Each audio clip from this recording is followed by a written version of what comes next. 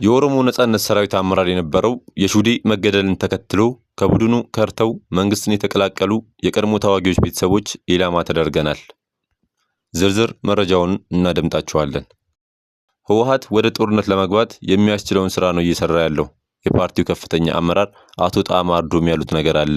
ይህንንም እናሰማቸዋለን። ዛሬ ከያዝንላችሁ የኮሪደር ልማት በግዳጅ ማፈናቀል እያስከተለ ነው ሲል አምነስቲ መንግስትን ከሷል። ስለዚህም እናሰማቸዋለን። ከ2019 ጀምሮ 3ኛ ዓመት የጨረሱ ተማሪዎች 4ኛ ዓመት ከመግባታቸው በፊት የ1 ዓመት አገልግሎት እንዲሰጡ ይደረጋል። ፕሮፌሰሩ ያሉት ነገር አለ። የባህር በር ጉዳይን በዓለም አቀፍ ደረጃ ተቀባይነት አግኝቷል ሲሉ ዶክተር ጊዲዮን ጢሞቴዎስ አውስተዋል። እናሰማቸዋለን። ቻይና አሜሪካ የጣለችውን ታሪፍ ሙሉ በሙሉ እንድትሰርዝ አስጠነቀቀች። አብራችሁን ከቆያችሁ ዝርዝር መረጃዎችን ትሰማላችሁ። ሰላም ጤና ይስጥልኝ ውድ የአዲስ ዜና ተከታታዮቻችን፣ ይህ የዕለተ ማክሰኞ ጥንክራችን ነው። ከሁሉ አስቀድመን ከልብ የከበረ ሰላምታችንን ከያላችሁበት ይድረሳችሁ እያልን ወደ ዝርዝር መረጃዎቻችን በቀጥታ አልፋለሁ። የኦሮሞ ነጻነት ሰራዊት አመራር የነበረው የሹዴ መገደልን ተከትሎ ከቡድኑ ከርተው መንግስትን የተቀላቀሉ የቀድሞ ተዋጊዎች ቤተሰቦች ኢላማ ተደርገናል። ሹዴ እየተባለ የሚጠራው የኦሮሞ ነጻነት ሰራዊት ወይም በመንግስት አጠራር ኦነግ ሸኔ የቀድሞ ከፍተኛ አመራር በመከላከያ ሰራዊት መጋቢት 26 2017 ዓ.ም መገደሉን ተከትሎ ቀደም ብለው ከቡድኑ ከርተው መንግስትን የተቀላቀሉ የቡድኑ ተዋጊዎች ቤተሰቦች እየተገደሉና እየተሰደዱ መሆናቸውን ለሚዲያችን ተናግረዋል። መከላከያ ሰራዊት መጋቢት 27 ቀን 2017 ዓ.ም ባወጣው መግለጫ የጃልመሮ ዋና ሰው የነበረው እንዲሁም በታንዛኒያው ድርድር ከጫካ ወጥቶ ታንዛኒያ ዳሬ ሰላም ድረስ ከመሮ ጋራ ተጉዞ የሸኔ ሽብር ቡድን ተደራዳሪ የነበረው ሹዴ በተወሰደበት እርምጃ ተገድሏል ማለቱ ይታወሳል። ሹዴ ከታንዛኒያ መልስ የአጠቃላይ የወለጋ ዞኖች አዛዥ ተደርጎ በመሮ ተሹሞ የነበረ መሆኑንም መከላከያ አስታውቆ ነበር። ይሁንና አመራሩ በምስራቅ ወለጋ ዞን ሃሮ ሊሙ ወረዳ ገንጂ አካባቢ ከኮርማ ወንዝ ወደ ሱጌ በሚወስደው መንገድ ላይ በሞተር ሳይክል ተደብቆ ሲጓዝ የጸጥታ ኃይሎች ባገኙት መረጃ መጋቢት 26 ቀን 2017 ዓ.ም አመሻሽ ላይ እርምጃ እንደተወሰደበት መንግስት አስታውቆ ነበር። ይህንን ተከትሎ ግን በምስራቅ ወለጋ ዞን ሃሮ ሊሙ ወረዳ ጎርባ ጉዲና እና ሱጌ ቀበሌዎች የሚኖሩ ከወራት በፊት ከቡድኑ ከርተው መንግስትን የተቀላቀሉ የቀድሞ ተዋጊዎች ቤተሰቦች ኢላማ መደረጋቸውን ሚዲያችን ሰምቷል።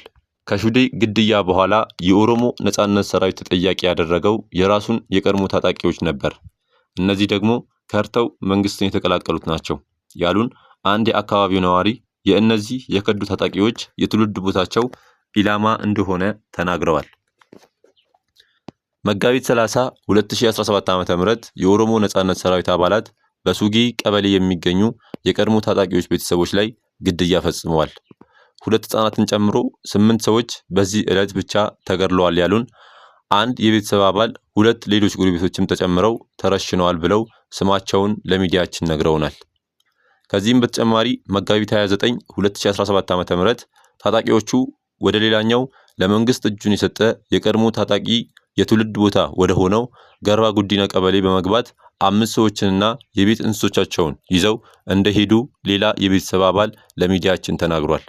በአጠቃላይ የ8 ቤተሰቦች አባላት በዚህ ድርጊት ከፍተኛ የሞትና የእገታ ድርጊት ደርሶባቸዋል። ድርጊቱን ያመለጡት ወደ ሃሮ ከተማ ሸሽተዋል በማለት የሆነውን አስረድተዋል። ከዚህም በተጨማሪ እድሜያቸው ከ7 እስከ 60ዎች የሚደርሱ የአቶ ሂርጶ ቤተሰብ አባላት ወደ ባሪሶ አካባቢ ተወስደው የነበረ ቢሆንም ሁሉም መገደላቸውን ትናንት መስማታቸውን የቤተሰቡ አባል አስረድቶ አሁን ሀዘን ተቀምጠው እንዳሉ ገልጿል። በዚህ ዙሪያ እስካሁን በመንግስት አካላትም ሆነ በኦሮሞ ነጻነት ሰራዊት የተሰጠ መግለጫ የለም። ወደ ቀጣይ መረጃ ስወስዳችሁ ህወሓት ወደ ጦርነት ለመግባት የሚያስችለውን ስራ ነው እየሰራ ያለው። የፓርቲው ከፍተኛ አመራር አቶ ጣማ አርዶም ከአንድ ሚዲያ ጋራ ከሰሞኑ በነበረው ቆይታ ነው ይህንን ያለው። ህወሓት ጫናዎችን በመፍጠር የፈለከውን ማድረግ ትችላለህ ብሎ እንደሚያምን የገለጸው አቶ ጣም 2013 ዓ.ም ጦርነቱ የተጀመረበትን ሁኔታ የዚህ ማሳያ መሆኑን ጠቅሷል። ከተኩስ አቁም ስምምነት በኋላ ነሐሴ 18 ቀን 2014 ዓ.ም በተመሳሳይ በእነሱ ኢኒሼቲቭ መጀመሩን አቶ ጣም አስረድቷል። አቶ ጣም ጉባኤ አደረግኩ ያለው ህወሓት ተፈናቃዮቹ ወደ የቀያቸው እንዲመለሱ የማይፈልግ መሆኑን የገለጸ ሲሆን ተፈናቃዮቹ ቢመለሱ ፓርቲው የመታገያ አጀንዳ እንደሌለው ገልጿል። ከዚህ አንጻር ተፈናቃዮቹን እንደ ሆስቴጅ በመያዝ ወደ ወልቃይት ጠገዴ የምንመለሰው በጦርነት ነው ሲል መዛቱን ገልጿል። አቶ ጣም ህወሓት ከስልጣኑ ውጪ ለህዝብ የማያስብ መሆኑን በመጥቀስ አቶ ደብረጽዮን ወደ ሱዳን የተፈናቀሉት ወደ ሀገራችን መልሱም ብለው በጠየቁት ጊዜ ቅድሚያ ፓርቲው ይዳን ብሎ እንደመለሰላቸው በማሳያነት አስረድቷል። አቶ ጣም የአቶ ጌታቸው ረዳ ህወሓት ከፍተኛ አመራር ሲሆን አቶ ጌታቸው የደረሰበት በደልና አጠቃላይ ባለፉት 4 ዓመታት የተደረጉት እንቅስቃሴዎች አስረድቷል። የኮሪደር ልማቱ በግዳጅ ማፈናቀል እያስከተለ ነው ሲል አምነስቲ መንግስትን ከሰሰ። አምነስቲ ኢንተርናሽናል የኢትዮጵያ መንግስት ቢያንስ በ58 ከተሞች እየተካሄደ ያለውን የኮሪደር ልማት በአስቸኳይ እንዲያቆምና በሰብአዊ መብት ላይ የሚያደርሰውን ጫና እንዲገመግም አሳሰበ። ዓለም አቀፉ የሰብአዊ መብት ተሟጋች ድርጅት ባወጣው ሪፖርት በኢትዮጵያ የተለያዩ ከተሞች በኮሪደር ልማት ምክንያት በግዳጅ ከቤታቸው የተፈናቀሉ ሰዎች በአፋጣኝ መፍትሄ ሊሰጣቸው እንደሚገባ ጠይቋል። ማንኛውም አይነት ሰዎችን ከቤታቸው የማስወጣት ሂደት ከዓለም አቀፍ የሰብአዊ መብት ጥበቃ መርሆች ጋር የሚጣጣም መሆን አለበት ሲልም አክሏል። ሪፖርቱ እንዳመለከተው በአዲስ አበባ በቦሌና ለሚኮራ ክፍለ ከተሞች በ2016 ዓመተ ምህረት መስከረም ወር ብቻ ቢያንስ 872 ሰዎች ከ47 ቤቶቻቸው ተፈናቅለዋል። ከእነዚህ መካከል 114 ህጻናት፣ 13 አረጋውያን፣ 618 ተከራዮች ይገኙበታል።